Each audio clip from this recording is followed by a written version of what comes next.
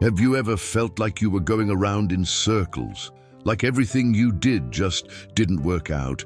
Have you ever had that strange feeling that no matter how hard you try, you're headed in the wrong direction, but you can't figure out why? Maybe you're in that exact place right now, confused, tired, praying for an answer that never seems to come.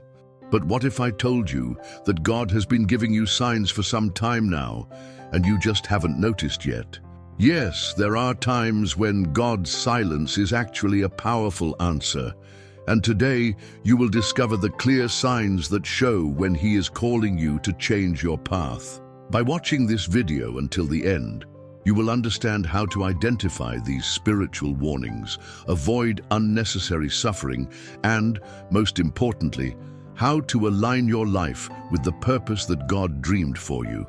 Now, if you feel that something inside you needs to change, if you have been searching for direction and peace, but everything seems out of place, so pay attention to every word, because this video could be the answer you've been praying for, and if you are ready to let God lead your journey in a real and transformative way, prove it right now. Comment below, "I choose God's way." And also tell me which city or country you are watching from, because I want to see how far this message will reach. And of course, subscribe to the channel so you don't miss any content that brings you closer to the purpose God has for your life. Now take a deep breath and come with me to discover the signs that you can no longer ignore. There are times in life when, no matter how hard we try, nothing seems to work. It's as if the ground disappears and everything that seemed right starts to crumble piece by piece. You try again, change your strategy, insist a little longer, but the situation only gets worse. What was once stable becomes doubt. What seemed promising becomes frustration. You pray, seek advice, even think about giving up. But the truth is that you don't understand why things are falling apart right now. What if I told you that, oftentimes, this is not a coincidence? What if this apparent chaos is actually an attempt by God to take you away from a path He never wanted for you? The truth is that God's signs don't always come as an audible voice, a prophecy, or a clear revelation. Sometimes they come in the form of doors that close, relationships that end, opportunities that evaporate, dreams that collapse without explanation. And in those moments, our first instinct is to resist. We insist, push, try to find a way, as if it were just a temporary obstacle. But there are situations in which the problem isn't what's blocking us. The problem is the path itself. God, in His mercy, sometimes stops us from moving forward, not to punish us, but to protect us. He closes access not because He doesn't love us, but precisely because He loves us too much to allow us to follow a destiny that will hurt us. That's what happened to Jonah, a man of God who knew the truth, but who decided to follow the opposite direction to the Lord's will. He boarded a ship for Tarshish when the call was to Nineveh, and in the middle of the road, the storm came. The ship almost sank. Jonah had to be thrown into the sea. Everything fell apart. But this wasn't just a punishment, it was a redirection. Jonah was going way off course. And when that happens to us, God allows things to fall apart. Not because He wants to see us suffer, but because He is more interested in our eternal destiny than our temporary comfort zone. And that's why sometimes everything starts to go wrong. But when we don't understand this, it's easy to feel rejected, abandoned, forgotten. It's easy to think that God is silent, that He doesn't answer, that He's walked away, when in fact He's shouting in signs that say, "This is not the path I've chosen for you." But often, the noise of our insistence drowns out the voice of divine guidance. We cover our ears with arguments like, "But it was my dream. I fought so hard for it. I thought I was doing everything right." And in fact, maybe you did everything right within your logic. But God sees beyond the now. He sees what is ahead. And when He starts to allow things to get out of control, it is because He is trying to show you that you are trying to control something that is already outside of His plan. It's painful to admit this. It hurts to face the fact that that relationship wasn't from God. That the door that closed wasn't an injustice, but a deliverance. That the rejected proposal was a no that you needed to hear. But it's in that place of pain that the truth is born. God does not disorganize your life out of malice. He disorganizes it out of love. Because sometimes it is only when everything falls apart that we stop to listen. And if you are living in this moment right now of frustration, of loss, of deep discouragement, perhaps this is God's way of saying, you are insisting on something that is not taking you where I want to take you. Maybe He has already given you signs, but you didn't recognize them. Maybe He has already spoken, but the fear of losing has prevented you from listening. And now, all that's left is silence, His silence, and the noise of the chaos around you. But calm down, because that's not the end of the story. It's just the beginning of a change of course. And sometimes before God can show you a new path, He has to allow the old one to completely collapse. And that's where one of the most difficult and most profound experiences of walking with God comes in: silence. Few things are as distressing as God's silence. You pray, cry out, shed tears, and nothing. Heaven seems closed. Your heart no longer feels. The answers don't come. It's as if you're trying to communicate with someone who has hung up the phone and disappeared. For many people, this silence is interpreted as abandonment, as if God has turned His face away, as if He no longer cares.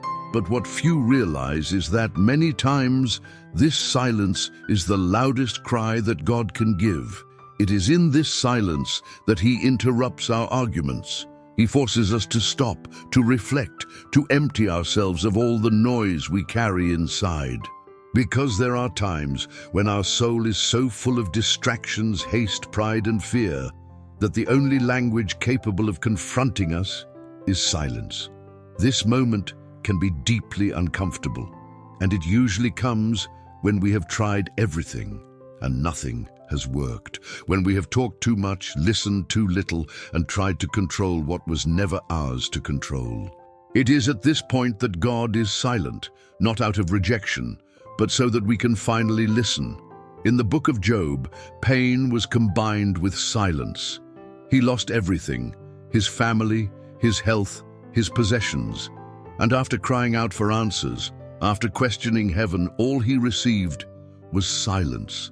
Days passed, friends came, theories were put forward, and God did not say a word. But do you know what this teaches us?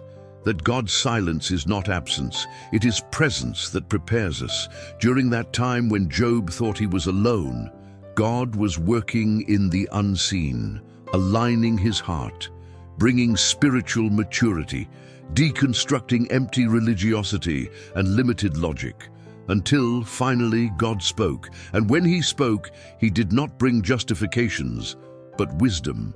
He did not give explanations, but gave Job a deeper insight into who he was. And that's exactly what happens to us.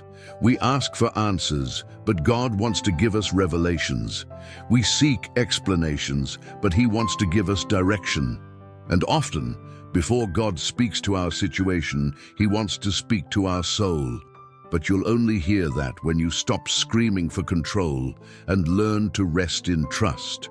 Because real faith isn't believing when everything makes sense.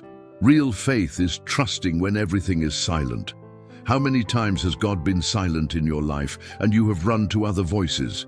How many times, in desperation, have you replaced waiting with distractions, with human advice, with dangerous impulses?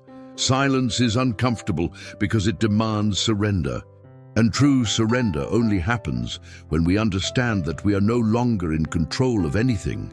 But make no mistake, God's silence is never a sign of abandonment. On the contrary, it is often the space He creates to rebuild us from the inside out. It is in this silence that He exposes our weaknesses, reveals our hidden fears, and invites us to trust even without understanding. Jesus in Gethsemane also faced this silence, sweating blood, asking the Father that if possible, He might take that cup away from Him. And the answer was silence. But that silence did not mean absence. It was approval.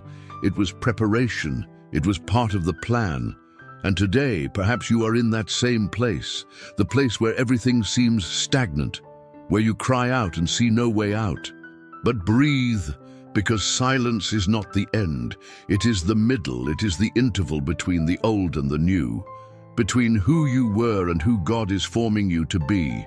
What if it is precisely in this silence that He is showing you that the path needs to change? What if this lack of answers is actually the most loving invitation He can give you, to stop walking alone and start being led? Maybe you're waiting for God to open a new door, but He's waiting for you to stop trying to force open the old ones. Maybe you are asking for a new cycle, but still refuse to end the previous one. Silence screams truths that we don't want to hear. But if you have the courage to listen, you will realize that this silence is full of direction, and deep down, you already know. You already feel that something needs to change. You have realized that you are trying to keep a structure that God no longer supports standing. You have understood that there is no point in insisting on a plan where God is no longer there. But recognizing this requires humility. It requires courage. It requires a willingness to accept that the path that seemed right may be taking you away from the destiny that God truly dreamed for you. And it is there, exactly there, that another type of sign appears. A sign that does not come in the form of closed doors or silence, but in the form of discomfort, an internal discomfort that no longer leaves you at peace. There comes a time when everything on the outside seems the same, but on the inside, something starts to change. You follow the same routine, talk to the same people, occupy the same places, but inside you, something doesn't fit anymore. It's as if the scenery is familiar, but your soul has started to scream, and you can't explain it in words, but you feel it. Something is wrong. This is the sign that many ignore, because it doesn't come with fanfare. It doesn't knock down doors or draw attention. The discomfort is subtle but constant. It's that silent weight that accompanies you throughout the day. It's the discomfort that appears when you're alone. It's the emptiness that no achievement fills. And no matter how much you try to rationalize, justify, or distract yourself, it's there. And do you know why? Because this discomfort is God's way of saying, you don't belong here anymore. God didn't call us to a life of survival. He called us to live on purpose. And when we start to settle for less than He planned, He allows something inside us to start to stir. It's as if He takes the soft ground out from under our feet so that we stop settling. Because the comfort zone can be the most dangerous place spiritually. It numbs discernment, silences dreams, and weakens faith. And God, out of love, allows the soul to be restless so that the spirit can awaken. Abraham was living in Haran when God called him. He was settled, family nearby, possessions, routine. Nothing suggested anything was wrong except one thing: it wasn't where God wanted him to be.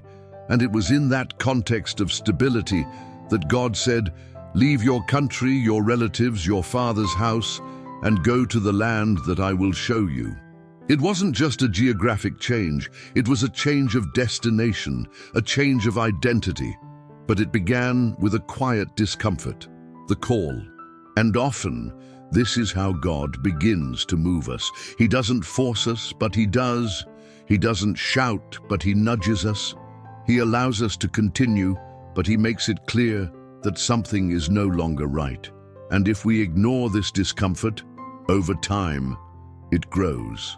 It becomes dissatisfaction, tiredness, apathy, until we can no longer ignore it. How many people live in relationships like this? They stay in them not because of love, but because they are afraid of starting over. They feel that it is no longer good for them, but they don't know how to get out. So they put up with it. They give up. And they call it a difficult phase, when in fact, it is the spirit crying out for freedom. How many people remain in places where there is no more life, but remain out of attachment? Churches where God has already moved, but no longer moves. Projects that once made sense, but today only carry vanity. Careers that feed the ego, but kill the soul. And they stay there because they are afraid of the unknown. But even without saying anything, God is pushing. And when God pushes, it is because the nest has become too small for what he wants to do. Eagle does this with its young. When she realizes they are ready to fly, she begins to take away the comfort of the nest, remove feathers, soft branches, leave only the thorns. And when the puppy tries to settle down, it gets hurt. This forces him to leave, to launch, discovering what was already inside him. Wings. Maybe what you are experiencing today is exactly that, a process of deconstruction. God is taking away the supports, undoing certainties, shaking up structures, and all of this has a purpose, to prepare you to fly. But flying requires courage, and courage is not the absence of fear. It is the decision to continue even when you are afraid. It is recognizing that the discomfort of continuing is greater than the fear of changing. Maybe up until now, you have resisted. You have tried to convince yourself that everything is fine. You have bandaged places that require surgery. But today, if your spirit is restless, if there is a constant feeling that something needs to change, listen carefully. You are being pushed out of the nest, and this push can come in the form of crises, disappointments, rejection, situations that knock you off your feet. But before you call it an attack, a curse, or bad luck, ask yourself, could this be God trying to pull me out of a place where my purpose no longer fits? Discomfort is an invitation, a warning, a clear sign that there is more waiting for you, but that you will only find it if you have the courage to leave where you are, not out of impulse, not out of anger, not out of escape, but out of direction. And when that direction begins to become clearer, the heart begins to understand that not every collapse is a loss. Sometimes it is preparation. And that's exactly what happened to a man who on the outside had everything, but on the inside he was sinking. There comes a point in the journey where discomfort turns into exhaustion, when the body is standing but the soul is lying down inside. When the mind continues to function, but the heart no longer beats with hope. You do what needs to be done, talk to whoever needs to talk to, smile when necessary. But inside you, there is only tiredness. This type of burnout doesn't happen overnight. It builds up. It comes from years of trying, from frustrated expectations, from responsibilities that no one sees. It comes from carrying too much weight for too long. And when you least expect it, your heart reaches its limit. Many people think that those who have faith never get tired, that those who are used by God never lose heart. But the Bible shows the opposite. It shows spiritual heroes in their most human moments.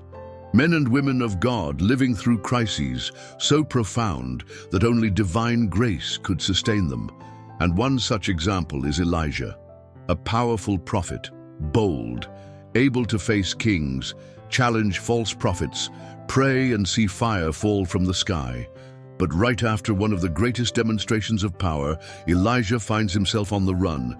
Jezebel's threat shakes him, and he runs into the desert, alone, hidden, afraid. And there, in the midst of that solitude, he prays a prayer that reveals all his pain.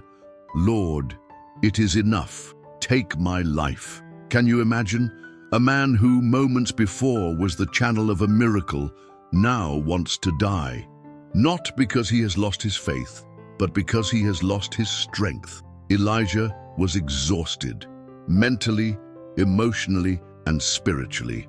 And maybe you are experiencing something similar. People look at you and admire you. They think everything is fine, that you are strong, resilient, unshakable. But only you know what is going on inside. Only you feel the weight you carry. And silently, you also say, Lord, enough is enough. But do you know what moves me most about this story? It's the way God responds. He doesn't rebuke Elijah. He doesn't call him weak. He doesn't accuse him of lacking faith. God sends an angel, and this angel doesn't come with an order, but with care. He touches Elijah and says, "Get up and eat." Elijah eats and goes back to sleep, and the angel comes back a second time. He touches him again and says, "Get up and eat, because the journey is long." This is how God treats the exhausted, with compassion, with patience, with care, because he knows that there are times when the soul does not need to be charged, but rather to be healed. And perhaps this is the time you are living in, a time where God does not want you to advance with force, but to feed on presence, where, more than producing, you need to restore yourself, where, before you can walk again, you need to be touched. Elijah was taken to the cave, a place of silence, of isolation, but also a place where God revealed himself, not in an earthquake, not in fire, not in a strong wind, but in a soft whisper. Because when we are broken, God speaks softly, and it is in that whisper that he rebuilds us. If you are at this point, tired, without direction, feeling alone, understand, the cave is not the end.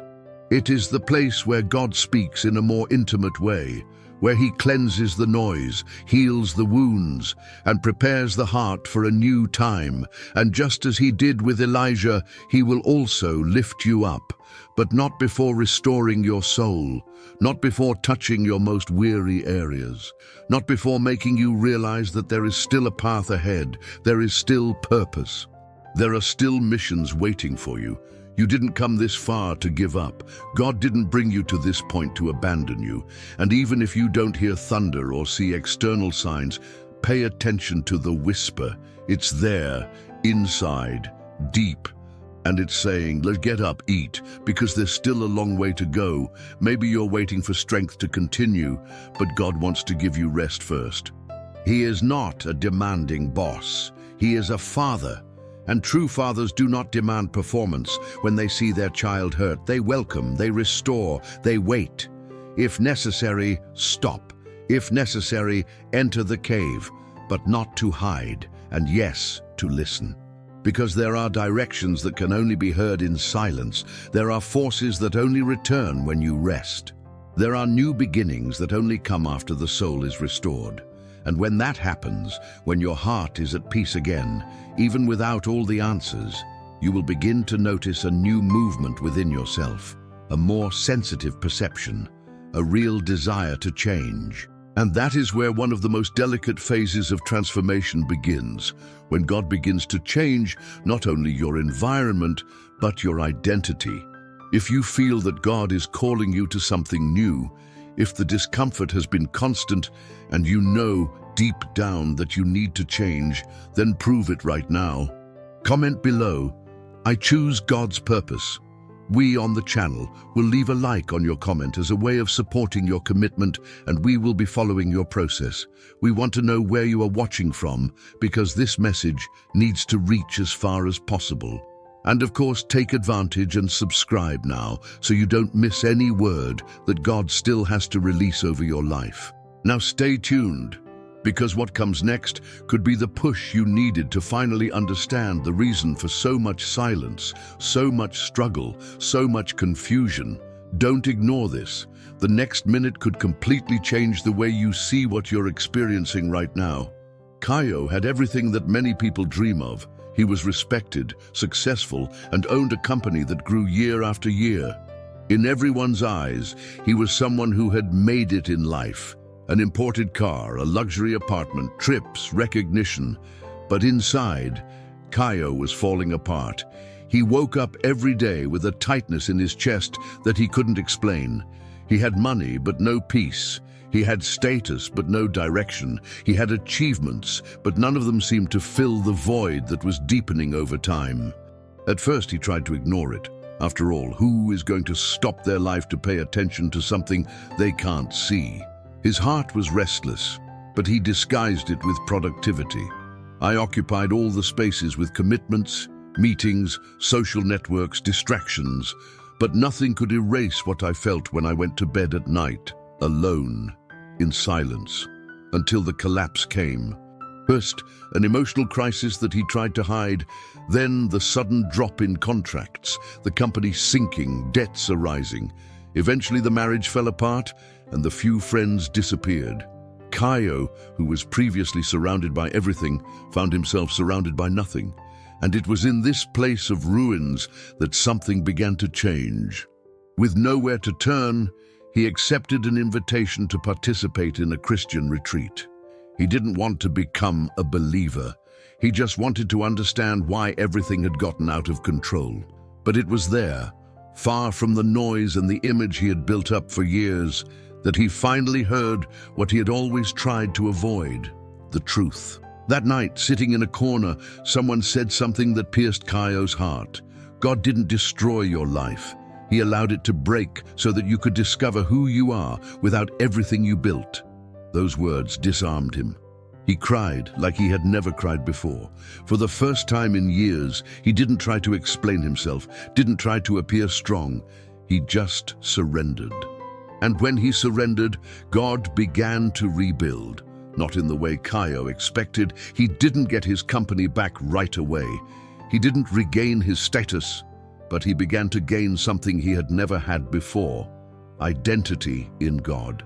God did not restore him to return to who he was. He restored him so that he could become who he was created to be. Caio learned to listen. He learned to trust. And little by little, God began to restore the pieces, not to rebuild the same castle, but to build a new house on the rock. This story may seem distant to some, but the truth is that it is more common than you might think. How many people are experiencing exactly what Caio experienced today? People who seem to be at the top, but who no longer know who they are. People who collect achievements, but have lost touch with their essence. People who have run so hard after success that they have lost themselves and God. And when this happens, God does not send a punishment. He sends a call. But sometimes this call comes disguised as loss, as a crisis, as bankruptcy, as loneliness. But behind the pain, there is an invitation to rebuild. Peter also experienced something like this. The courageous disciple full of passion who said he would never deny Jesus. But he denied him 3 times. After that, he felt destroyed. He went back to fishing as if to say, "It's over. I failed. God can't use me anymore." But Jesus came to him. He called him to the seaside. And he didn't accuse him. He didn't shame him. He just restored him. And he called him again. "Feed my sheep." This is the heart of God. He does not cancel those who fail. He rebuilds. He does not give up on those who have fallen apart. He starts over. And many times, what seems like the end is just the beginning of a life lived in truth.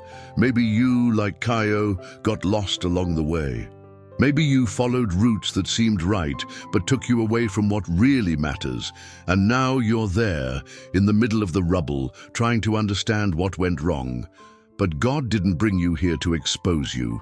He brought you here to heal you. And if everything fell apart, maybe it's because He wants to rebuild everything with a solid foundation, with truth, with purpose, with presence. Don't be afraid to start over. A new beginning with God is always stronger than any beginning without Him. And when you accept this new beginning, you begin to notice how every detail of the journey, even relationships, speaks. They scream. And sometimes they reveal that you are walking alongside people who are not sent by God, but allowed by Him, just to show you that something needs to change. There are times when God speaks through the people around us. And I'm not just talking about the words we hear, but about what we feel, what we endure, what we lack even when we're accompanied. Because yes, relationships are mirrors. And sometimes they're also alarms, signs that you're connecting with what's pulling you away and not with what's bringing you closer to God. It's easy to ignore this sign when the involvement is deep, when there is affection, history, fondness, or even dependence. But the truth is that not every connection is meant to last. Some came into your life for a while, not for an eternal purpose. Others came as lessons, and others God never sent. You chose them based on need, haste, or illusion. The problem is that many people try to keep alive relationships that God has already ended in spirit. And no matter how hard they try, nothing flows. Peace disappears. The mind gets tired. The heart gets confused, and you realize that you are further away from yourself and from God. How many times have you felt like you were losing yourself in a relationship, that you needed to hide your faith, change your essence, dim your shine to be accepted? That instead of walking with someone who pushes you, you were dragging yourself along emotionally, trying to sustain something that no longer existed. It's hard to admit it, because it hurts to cut ties. It hurts to face the fact that that friendship is no longer healthy, that that relationship does not honor God, that that alliance is not light but a burden. But there are liberations that only happen when we have the courage to leave the bonds that keep us tied to a path that is no longer ours. The story of Samson is a portrait of this. Chosen by God from the womb, set apart for a purpose, with unique gifts, but completely blind when it came to his relationships. He got involved with Delilah. He ignored all the signs. He was fooled by beauty, desire, convenience, and little by little, he was weakened, not physically but spiritually, until in a moment of carelessness, he revealed the secret of his strength, and she betrayed him. The consequence?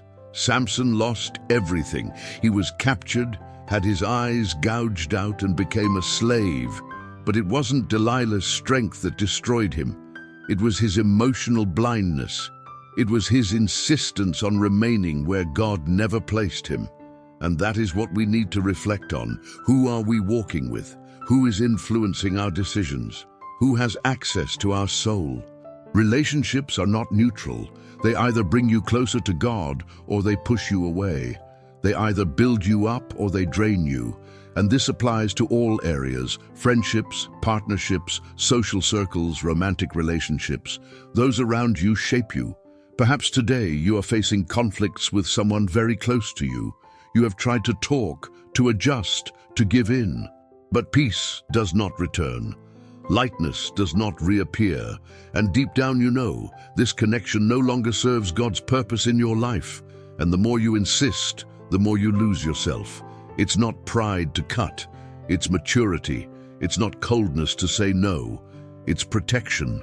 Because there are paths that become impossible to follow when we are connected to those who don't have the same destiny as us. This doesn't mean despising. It means understanding limits. And sometimes, loving from afar is the only way to preserve what's left of faith and sanity. When God wants to take you to a new time, He also changes your connections. He aligns your path with people who have the same heart, who pray for you, not just talk about you, who remind you of your value in Christ and not just what you can offer. And when He starts doing this, you need to have the wisdom to accept it. Because it can be painful, yes, but it is liberating. It is like taking the excess weight out of a backpack before a long journey. The journey becomes lighter, your mind clears, your heart breathes. If there are people who have left your life recently and you don't understand why, maybe that's the answer. God took them away because He knows what you don't yet see. He heard conversations you never heard. He felt intentions you never realized. And no, this doesn't mean you're better than anyone else. It just means your purpose needs space. It needs peace. It needs people who are willing to walk alongside you without pulling you back. Relationships are doors, and sometimes the wrong door stays open for a long time until God, out of love, closes it. And when He closes it, don't try to break it down. Accept it, be thankful, trust it. Because everything God takes away, He replaces with something better. And when you start to walk lighter, freer, more focused, something powerful happens. You start to see more clearly what once seemed confusing. You start to see the no's as protection. And you understand that each closed door has actually brought you closer to the center of God's will. Some doors close with a bang, Others close themselves off in silence. Sometimes we realize it at the exact moment when everything falls apart. Other times we only understand months or years later. But the truth is that, as painful as it may be, there are closures that are acts of protection. God says no, not because he wants to frustrate us, but because he is keeping us from a path that seemed good, but was not his. And this is one of the greatest tests of faith, trusting God when the plan we have envisioned falls apart, when what we prayed for, fasted for, and sincerely desired simply doesn't happen. How many times have you experienced this? Everything seemed ready. The opportunity was perfect. The doors were ajar. You prepared yourself. You believed. And suddenly, everything closed, without explanation, without warning. And you were left with that feeling of injustice, of confusion. Why did God let this happen? But maybe that's not the right question. Maybe what we need to ask is, what was God saving me from living? Paul the Apostle experienced something similar. In Acts 16, he and his fellow missionaries were ready to preach in Asia.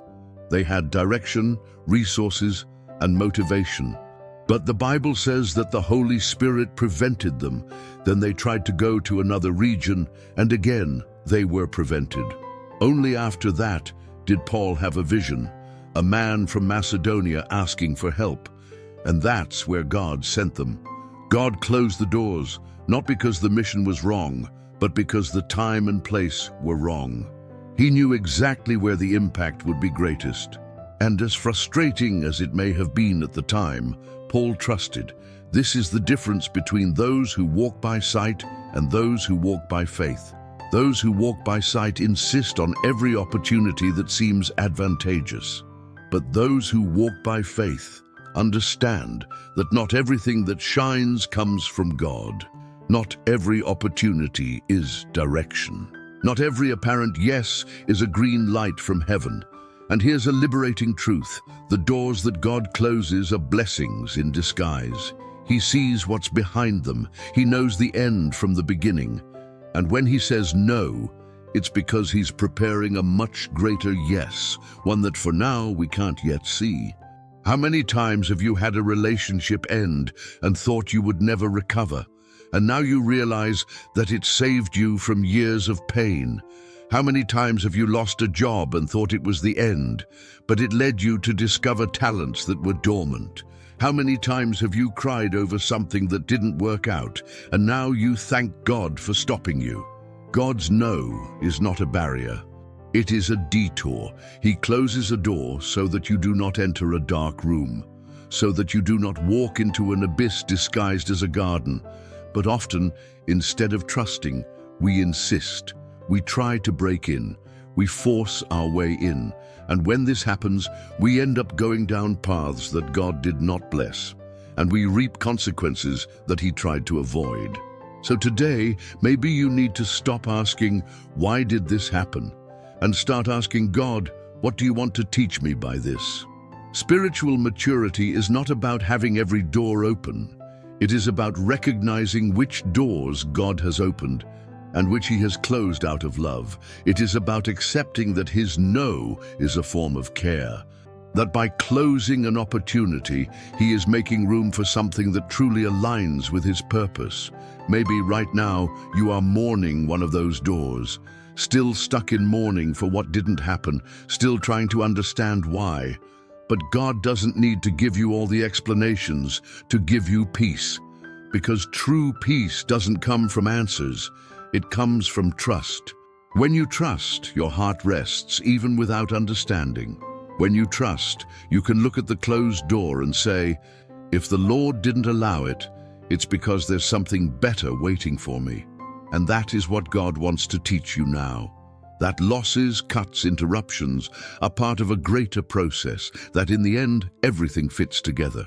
And that what seemed like a defeat can in fact be the turning point in your story. Maybe you are one step away from finding out, and all God needs from you right now is surrender, because it is in surrender that he begins to open the right doors. It is when you let go of control, let go of fear, let go of the need to understand everything, that He shows you the way. And when He shows you, there is peace, even in the dark, even without a map, even without guarantees. And when that peace comes, it changes everything. Because you understand that you no longer need to chase every opportunity. You no longer need to try to prove anything to anyone. You just walk, guided, light, confident. And it is in this state of peace that the greatest sign manifests itself. Not in the form of visible miracles, but as something silent and powerful within you.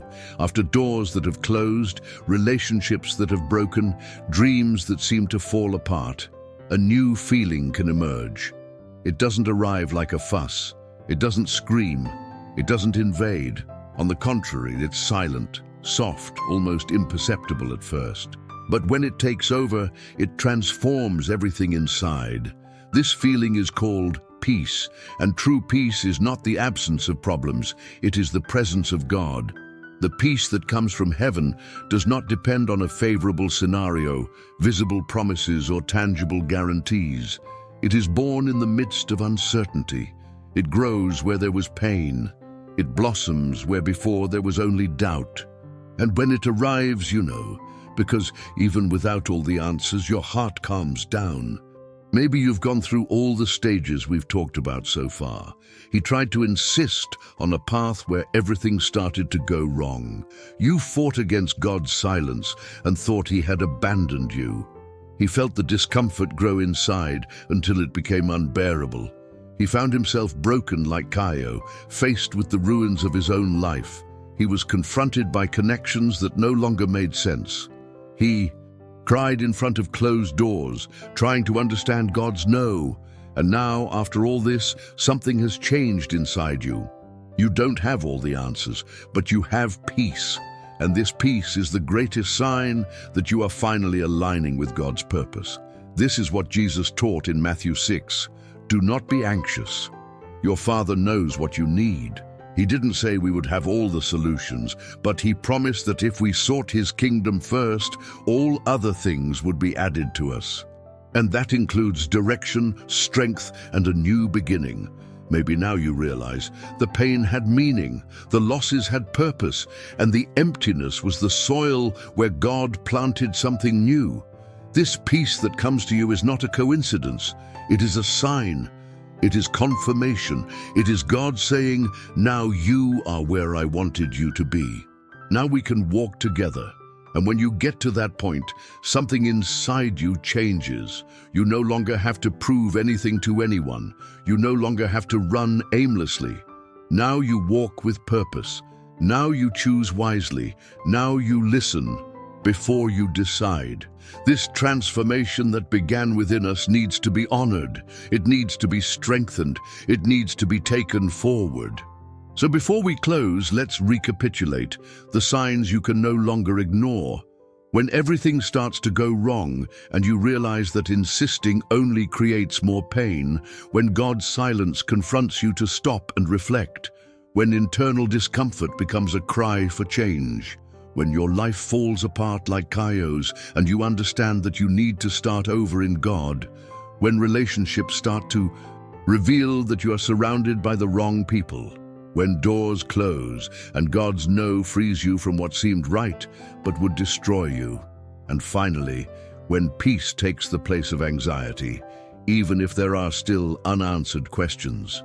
If you've made it this far, you're not just anyone. You're someone who listens, reflects, feels, and is willing to change. You're part of a small group of people who are determined to align their lives with heaven. Now it's your turn to take a stand. If you felt God speaking to you at any point in this video, prove that you are ready to live the purpose He has for your life. Comment right now below, I choose God's purpose. Yes, write it down, not only so we know that you have come this far, but to leave this commitment registered before yourself and God. And as a way of recognizing your position, we at the channel will leave a like on your comment, because here, every decision has value. Oh, and don't leave without subscribing to the channel. If this content spoke to your heart, It is because God still has much more to reveal to you, and each video that comes out can be another key to direction on your journey. And speaking of keys, what was the code that turned the key inside you? Comment below. We want to know which part spoke to your heart the most, and if this video reached you, share with as many people as possible. Be generous. Just as you have been blessed by this message, bless others too. And don't leave yet. The 2 videos that are now appearing on your screen were chosen with purpose. One of them will help you deepen your walk with God even further. The other may be exactly what you need to complete the transformation you began today. Don't ignore it. The next minute can change everything.